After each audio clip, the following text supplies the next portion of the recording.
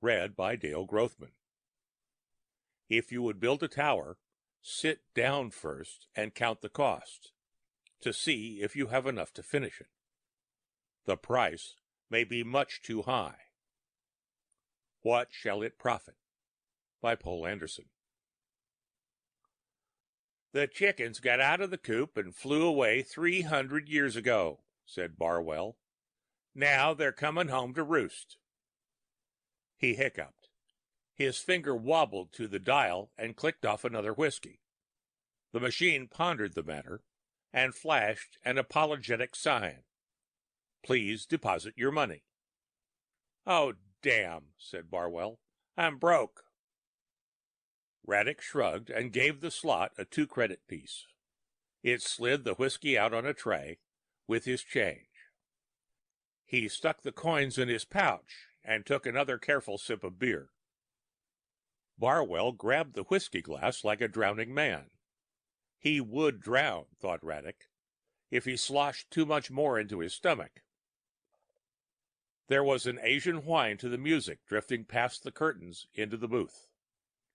Raddick could hear the talk and laughter well enough to catch their raucous overtones. Somebody swore as the dice rattled wrong for him. Somebody else shouted coarse good wishes as his friend took a hostess upstairs. He wondered why vice was always so cheerless when you went into a place and paid for it. I'm gonna get drunk tonight, announced Barwell. I'm gonna get so high in the stony sky you'll need radar to find me. Then I shall raise the red flag of revolution. And tomorrow? asked Raddick quietly. Barwell grimaced. Don't ask me about tomorrow. Tomorrow I will be among the great leisure class. To hell with the euphemisms, the unemployed. Nothing I can do that some goddamn machine can't do quicker and better. So a benevolent state will feed me and clothe me and house me and give me a little spending money to have fun on. This is known as citizen's credit. They used to call it the dole. Tomorrow I shall have to be more systematic about the revolution. Join the League or something. The trouble with you, Raddick needled him, is that you can't adapt. Technology has made the labor of most people, except the first-rank creative geniuses, unnecessary. This leaves the majority with a void of years to fill somehow, a sense of uprootedness, and loss of self-respect, which is rather horrible. And in any case, they don't like to think in scientific terms. It doesn't come natural to the average man. Barwell gave him a bleary stare out of a flushed, sagging face. I suppose you're one of the geniuses, he said. You got work.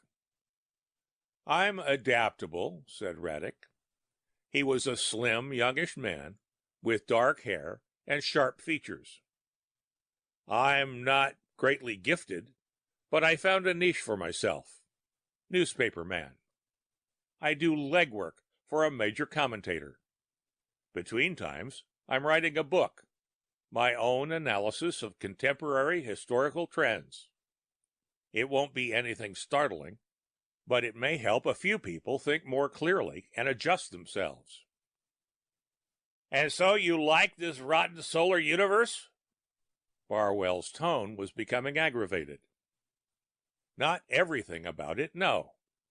So there is a wave of anti-scientific reaction all over Earth. Science is being made the scapegoat for all our troubles. But, like it or not, you fellows will have to accept the fact that there are too many people and too few resources for us to survive without technology. Some technology, sure, admitted Barwell. He took a ferocious swig from his glass. Not this hellboard stuff we've been monkeying around with. I tell you, the chickens have finally come home to roost. Braddock was intrigued by the archaic expression. Barwell was no moron. He'd been a correlative clerk at the Institute for several years, not a position for fools. He had actually read books, and thought about them. And today he'd been fired. Braddock chanced upon him, drinking out a vast resentment, and attached himself like a reverse lamprey, buying most of the liquor. There might be a story in it, somewhere. There might be a lead to what the Institute was doing. Braddock was not anti-scientific, but neither did he make gods out of people with technical degrees. The Institute must be up to something unpleasant. Otherwise, why all the mystery?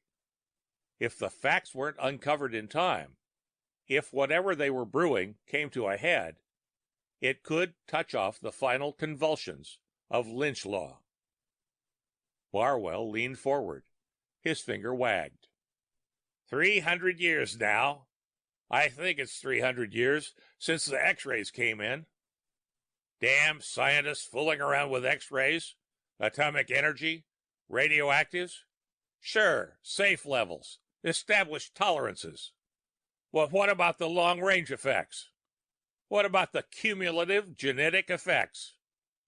Those chickens are coming home at last. No use blaming our ancestors, said Braddock. Would be pointless to go dance on their graves, wouldn't it? Barwell moved closer to Braddock. His breath was powerful with whiskey. But are they in those graves? He whispered. Huh? Look, being known for a long time, ever since the first atomic energy work, heavy but non-lethal doses of radiation shorten lifespan. You grow old faster if you don't get a stronger dose. Why do you think with all our medicines, we're not 200-300 years old? Background counts got up, that's why. Radioactives in the air, in the sea, buried underground. Gamma rays, not entirely absorbed by shielding. Sure, they tell us the level is still harmless. But it's more than the level in nature by a good big factor. 2 or 3. Braddock sipped his beer. He'd been drinking slowly, and the beer had gotten warmer than he liked. But he needed a clear head. That's common knowledge, he stated. The lifespan hasn't been shortened any either. Because of more medicines, more ways to help cells patch up radiation damage. All but worse radiation sicknesses being curable for a long time. Barwell waved his hands expansively. They knew, even back then, he mumbled. If radiation shortens life, radiation sickness cures ought to prolong it. Huh? Reasonable. Only the goddamn scientists. Population problem. Social stasis, if everybody lived for centuries. Keep it secret. Easy to do. Change your name and face every 10, 20 years. Keep to yourself. Don't make friends among the short-lived. You might see 'em grow old and die. Might start feeling sorry for 'em. And that would never do. Would it? Coldness tingled along Braddock's spine. He lifted his mug and pretended to drink. Over the rim, his eyes stayed on Barwell. That's why they fired me. I know. I got ears. I overheard things. I read notes not intended for me. They fired me. It's a wonder they didn't murder me. Barwell shrugged and peered at the curtains, as if trying to look through them. Or do you think maybe?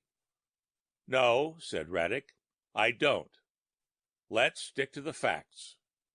I take it you found mention of works on, shall we say, increasing the lifespan? Perhaps a mention of successes with rats and guinea pigs, right? So what's wrong with that? They wouldn't want to announce anything until they were sure, or the hysteria. Barwell smiled with an irritating air of omnipotence. More than that, friend. More than that.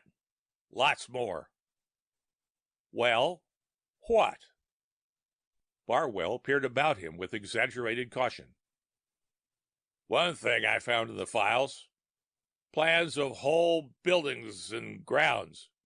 Great big rooms. Lots of rooms. Way underground. Secret. Only the kitchen is making food and sending it down there. Human food. Food for people I never saw. People who never came up. Barwell buried his face in his hands. Don't feel so good. Whirling. Raddick eased his head to the table, out like a spent credit. The newsman left the booth and addressed a bouncer. Chap in there has had it. Uh-huh. Want me to help you get him to your boat? No, I hardly know him. A bill exchanged hands. Put him in your doss room to sleep it off, and give him breakfast with my compliments. I'm going out for some fresh air. The wreck house stood on a Minnesota bluff, overlooking the Mississippi River. Beyond its racket and multicolored glare, there was darkness and wooded silence. Here and there the lights of a few isolated houses gleamed. The river slid by, talking, ruffled with moonlight. Luna was nearly full. Squinting into her cold, ashen face, Raddick could see the tiny spark of a city. Stars were strewn carelessly over the heaven. He recognized the ember that was Mars. Perhaps he ought to emigrate. Mars, Venus, even Luna. There was more hope on them than Earth had. No mechanically packaged cheer. People had work to do, and in their spare time they made their own pleasures. No civilization cracking at the seams because it could not assimilate the technology it must have. Out in space, men knew very well that science had carried them to their homes, and made their homes fit to dwell on. Raddick strode across the parking lot and found his airboat. He paused by its iridescent teardrop to start a cigarette. Suppose the Institute of Human Biology was more than it claimed to be, more than a set of homes and laboratories where congenial minds could live and do research. It published discoveries of value, but how much did it not publish? Its personnel kept pretty aloof from the rest of the world, not unnatural in this day of growing estrangement between science and the public. But did they have a deeper reason for that? Suppose they did keep immortals in those underground rooms. A scientist was not ordinarily a good political technician, but he might think he could be. He might react emotionally against a public beginning to throw stones at his house, and consider taking the reins. For the people's own good, of course. A lot of misery had been caused the human race for its own alleged good. Or, if scientists knew how to live forever, he might not think Joe Smith, or Carlos Ibáñez, or Wang Yuan, or Johannes Umfendermund good enough to share immortality with him. Raddick took a long breath. The night air felt fresh and alive in his lungs after the tavern staleness. He was not currently married, but there was a girl with whom he was thinking seriously of making a permanent contract. He had friends, not lucid razor minds, but decent, unassuming, kindly people, brave with man's old quiet bravery in the face of death and ruin and the petty tragedies of every day. He liked beer and steaks, fishing and tennis, good music, and a good book, and the exhilarating strain of his work. He liked to live. Maybe a system for becoming immortal, or at least living many centuries, was not desirable for the race, but only the whole race had authority to make that decision. Radix smiled at himself twistedly, and threw the cigarette away, and got into the boat. Its engines murmured, sucked cast power. The riding lights snapped on automatically, and he lifted into the sky. It was not much of a lead he had, but it was as good as he was ever likely to get. He set the autopilot for southwest Colorado and opened the jets wide. The night whistled darkly around his cabin. Against wan stars, he made out the lamps of other boats, flitting across the world and somehow intensifying the loneliness. Work to do. He called the main office in Dallas unit and taped a statement of what he knew and what he planned. Then he dialed the nearest library and asked the robot for information on the Institute of Human Biology. There wasn't a great deal of value to him. It had been in existence for about 250 years, more or less concurrently with the Psychotechnic Institute, and for quite a while affiliated with that organization. During the humanist troubles, when the psychotechs were booted out of government on Earth and their files ransacked, it had disassociated itself from them and carried on unobtrusively. How much of its secret records had they taken along? Since the Restoration, it had grown, drawing in many prominent researchers and making discoveries of high value to medicine and bioengineering.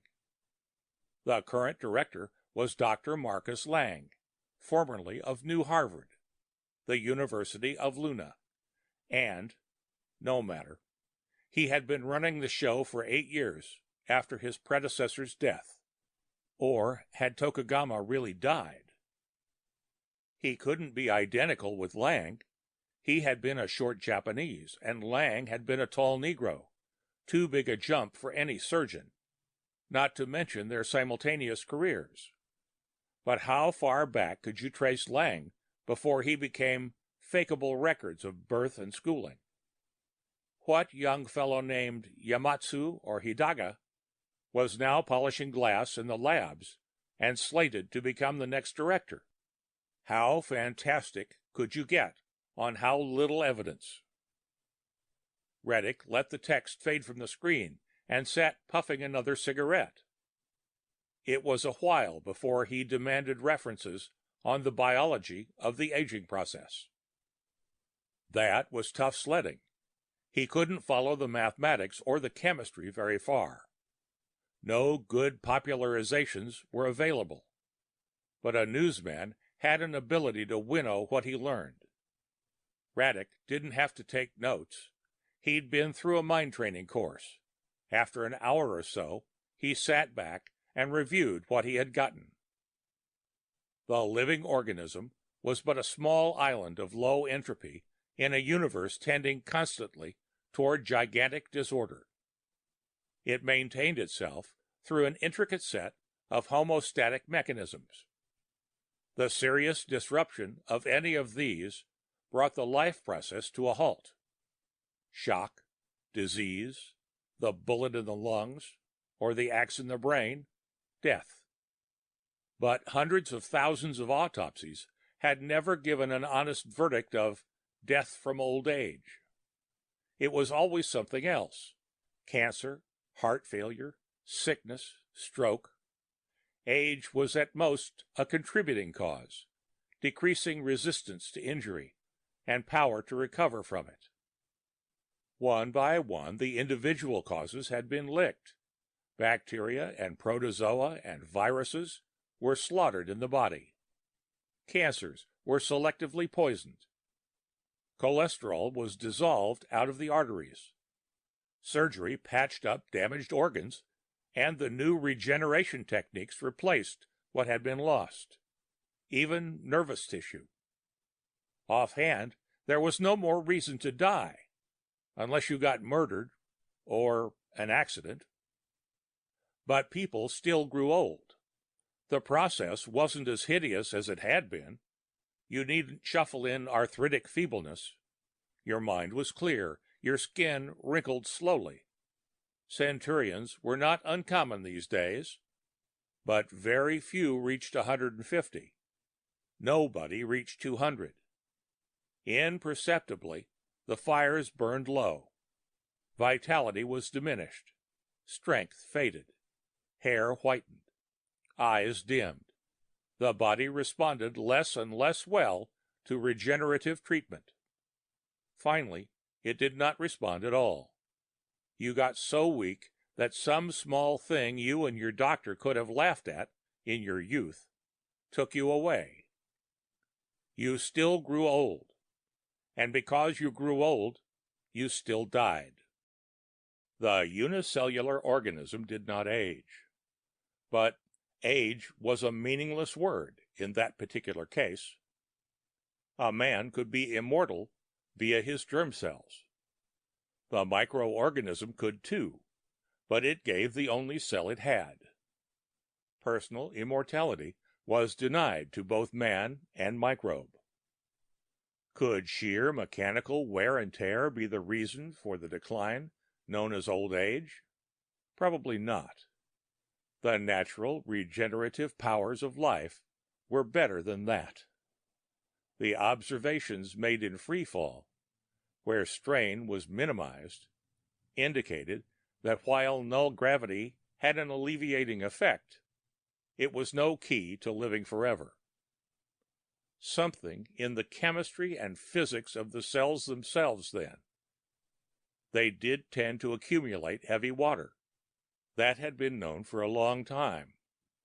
Hard to see how that could kill you. The percentage increase in a lifetime is so small. It might be a partial answer. You might grow old more slowly if you drank only water made of pure isotopes. But you wouldn't be immortal. Radek shrugged. He was getting near to the end of his trip. Let the Institute people answer his questions. The Four Corners country was so named because 4 of the old American states met there, back when they were still significant political units. For a while, in the 20th century, it was overrun with uranium hunters who made small impression on its tilted emptiness. It was still a favorite vacation area, and the resorts were lost in the great huddle of mountains and desert. You could have a lot of privacy here. Gliding down over the moon-ghostly Pueblo ruins of Mesa Verde, Radek peered through the windscreen. There, ahead, lights glowed around the walls, spread across half a mesa. Inside them was a parkscape of trees, lawns, gardens, arbors, cottage units. The Institute housed its people well. There were 4 large buildings at the center, and Radek noted gratefully that several windows were still shining in them. Not that he had any compunctions about getting the great Dr. Lang out of bed. He ignored the public landing field outside the walls and set his boat down in the paved courtyard. As he climbed out, half a dozen guards came running. They were husky men in blue uniforms, armed with stunners, and the dim light showed faces hinting they wouldn't be sorry to feed him a beam. Radek dropped to the ground, folded his arms, and waited. The breath from his nose was frosty under the moon. "What the hell do you want?" The nearest guard pulled up in front of him and laid a hand on his shotgun. "Who the devil are you? Don't you know this is private property? What's the big idea anyway?" "Take it easy," advised Radek. "I have to see Dr. Lang at once. Emergency." "You didn't call for an appointment, did you?" "No, I didn't." "All right, then." "I don't think he'd care to have me give my reasons over a radio. This is confidential and urgent." The men hesitated, uncertain before such an outrageous violation of all civilized canons. I don't know, friend. He's busy. If you want to see Dr. McCormick... Dr. Lang. Ask him if I may. Tell him I have news about his longevity process. His what? Radek spelled it out and watched the man go. Another made some ungracious remark and frisked him with needless ostentation. A third was more urbane. Sorry to do this, but you understand, we've got important work going on. Can't have just anybody busting in. Sure, that's all right. Radek shivered in the thin, chill air and pulled his cloak tighter about him. Viruses is stuff around. If any of it got loose, you understand. Well, it wasn't a bad cover-up. None of these fellows look very bright. IQ treatments could do only so much. Thereafter, you got down to the limitations of basic and unalterable brain microstructure. And even among the more intelligent workers, how many Barwells were there, handling semi-routine tasks, but not permitted to know what really went on under their feet? Radek had a brief, irrational wish that he'd worn boots instead of sandals. The first guard returned. He'll see you, he grunted, and you better make it good, because he's one mad doctor. Radek nodded and followed the two men. The nearest of the large square buildings seemed given over to offices. He was led inside, down a short length of glow-lit corridor, and halted while a scanner on the door marked Lang, Director, observed him. He's clean, boss, said one of the escorts. All right, said the annunciator, let him in, but you two stay just outside. It was a spacious office, but austerely furnished. A telewindow reflected green larches and a sun-spattered waterfall, somewhere on the other side of the planet. Lang sat alone behind the desk, his hands engaged with some papers that looked like technical reports. He was a big, heavy-shouldered man, his hair gray, his chocolate face middle-aged and tired. He did not rise. Well, he snapped. My name is Arnold Radek. I'm a news service operator. Here's my card, if you wish to see it. Pharaoh had it easier, said Lang in a chill voice. Moses only called 7 plagues down on him. I have to deal with your sort. Radek placed his fingertips on the desk and leaned forward. He found it unexpectedly hard not to be stared down by the other. I know very well I've laid myself open to a lawsuit by coming in as I did, he stated. Possibly, when I'm through, I'll be open to murder. Are you feeling well?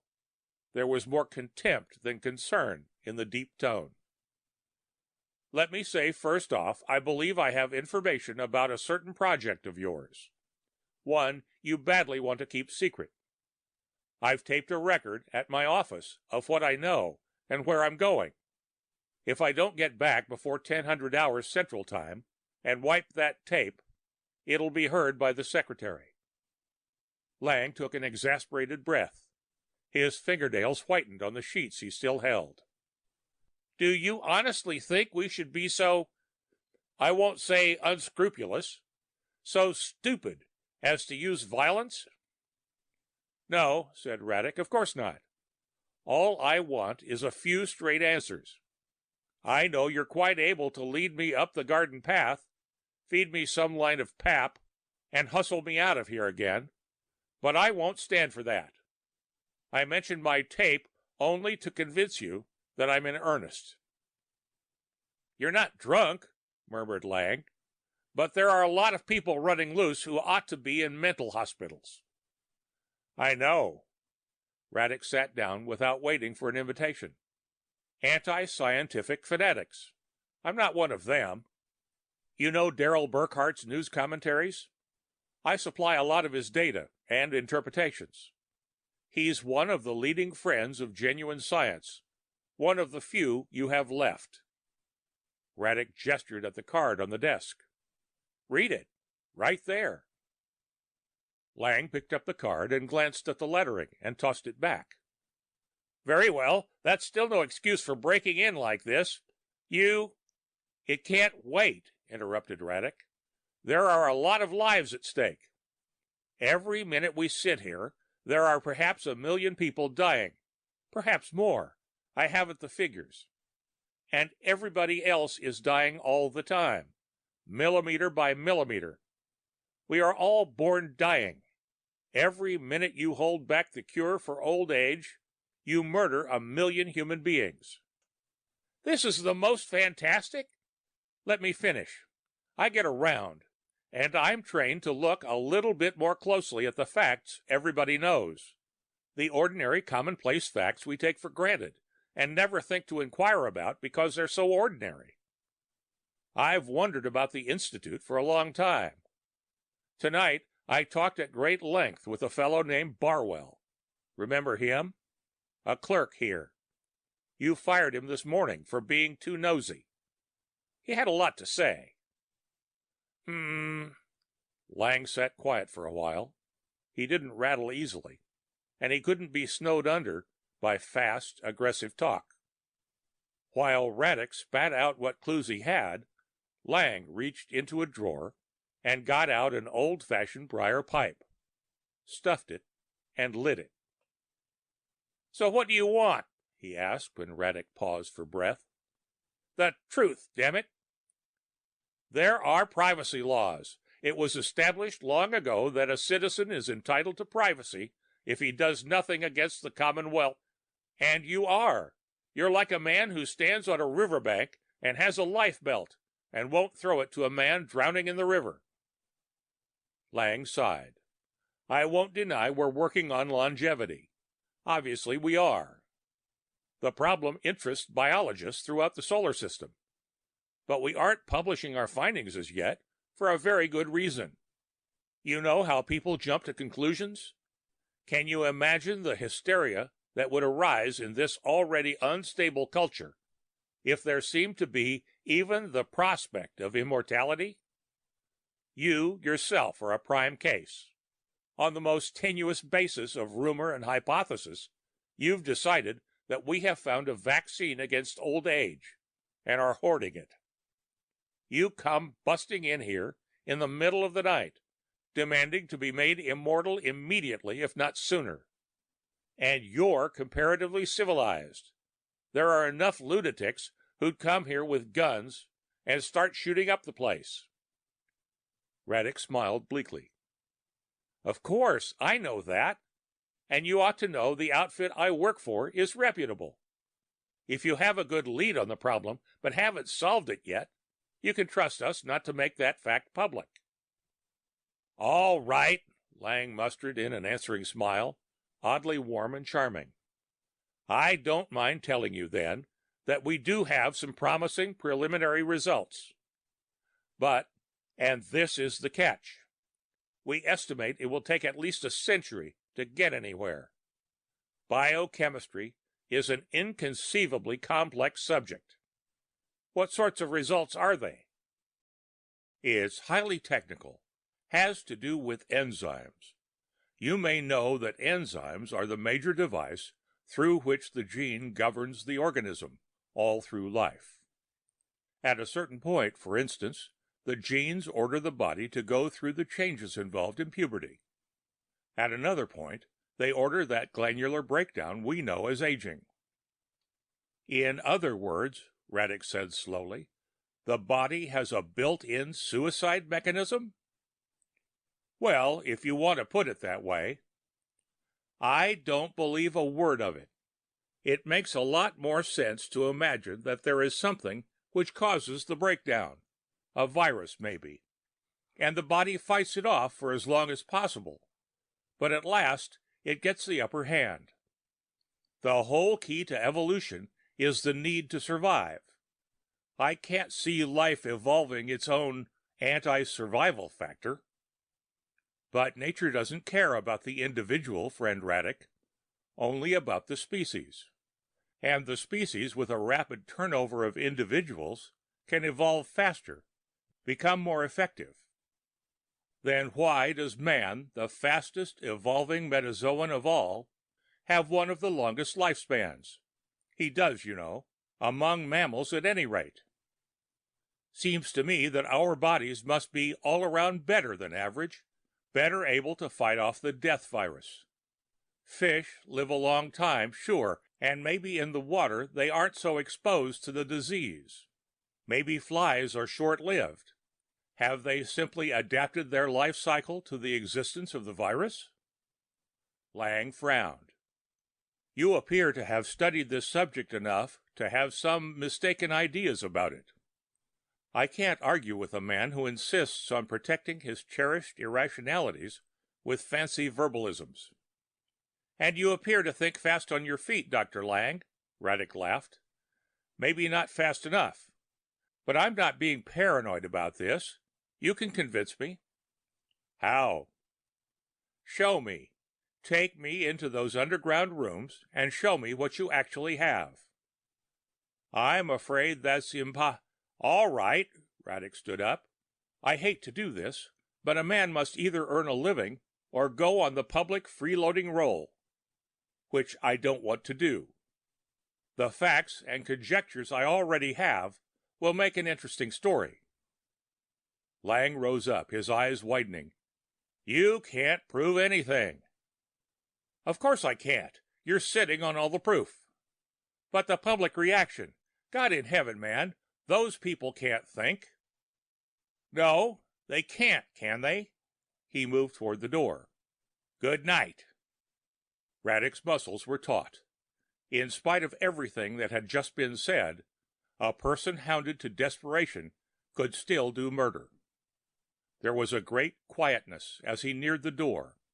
Then Lang spoke. The voice was deafening, and when Radek looked back, it was an old man who stood behind the desk. You win. Come along with me. They went down an empty hall after dismissing the guards and took an elevator below ground. Neither of them said anything. Somehow, the sag in Lang's shoulders was annoying in Radek's conscience. When they emerged, it was to transfer past a sentry, where Lang gave a password and okayed his companion to another elevator, which purred them still deeper. The newsman cleared his throat awkwardly. I repeat what I implied earlier. I'm here mostly as a citizen interested in the public welfare, which includes my own, of course, and my family's, if I ever have one. If you can show me valid reasons for not breaking this story, I won't. I'll even let you hypno-condition me against doing it, voluntary or otherwise. Thanks, said the director. His mouth curved upward, but it was a shaken smile. That's decent of you, and we'll accept. I think you'll agree with our policy. What worries me is the rest of the world. If you could find out as much as you did. Reddick's heart jumped between his ribs. Then you do have immortality? Yes, but I'm not immortal. None of our personnel are, except... Here we are. There was a hidden surface of machinery as they stepped out into a small, bare entry room. Another guard sat there beside a desk.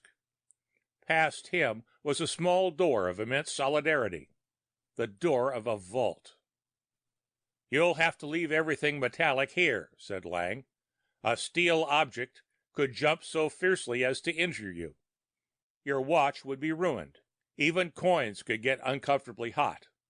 Eddying currents, you know.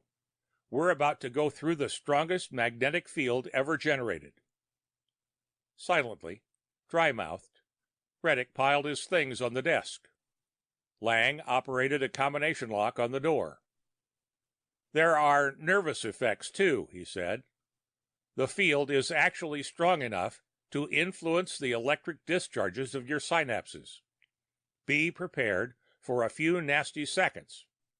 Follow me and walk fast. The door opened on a low, narrow corridor, several meters long. Reddick felt his heart bump crazily. His vision blurred.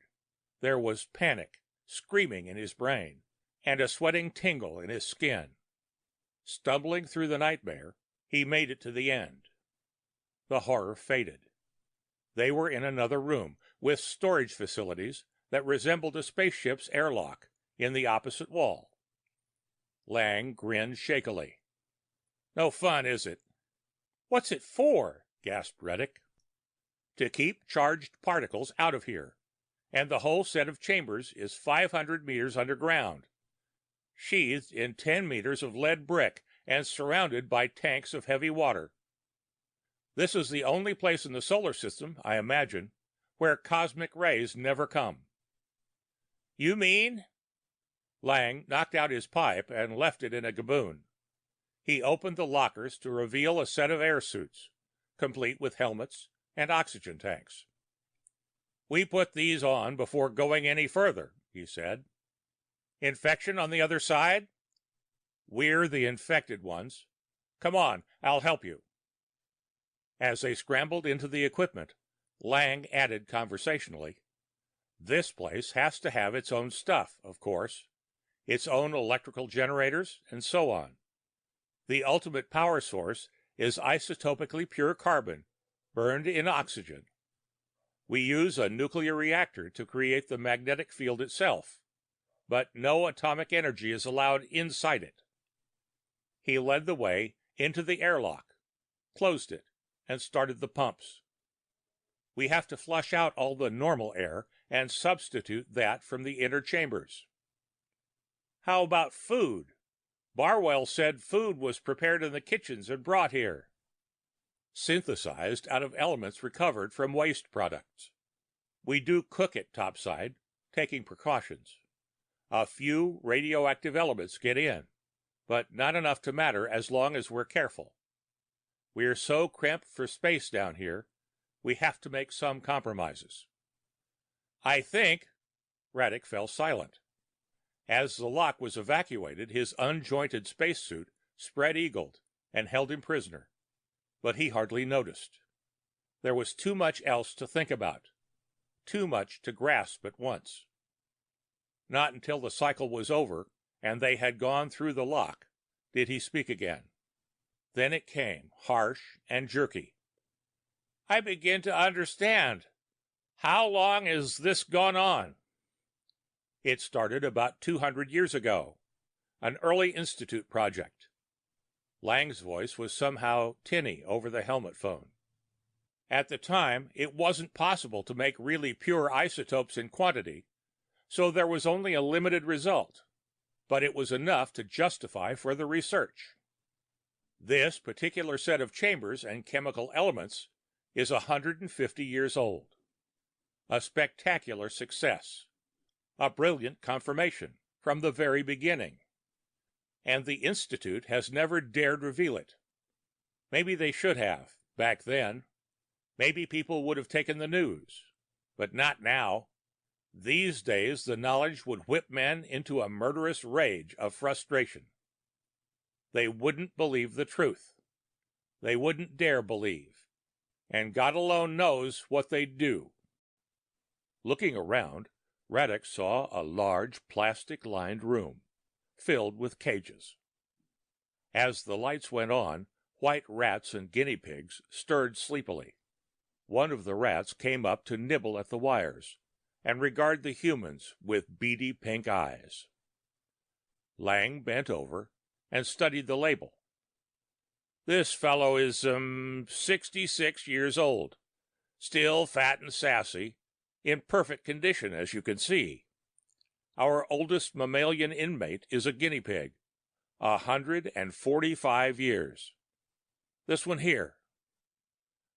Lang stared at the immortal beast for a while. It didn't look unusual, only healthy. How about monkeys? He asked. We tried them, finally gave it up. A monkey is an active animal. It is too cruel to keep them penned up forever. They even went insane, some of them. Footfalls in the hollows as Lang led the way toward the inner door. Do you get the idea?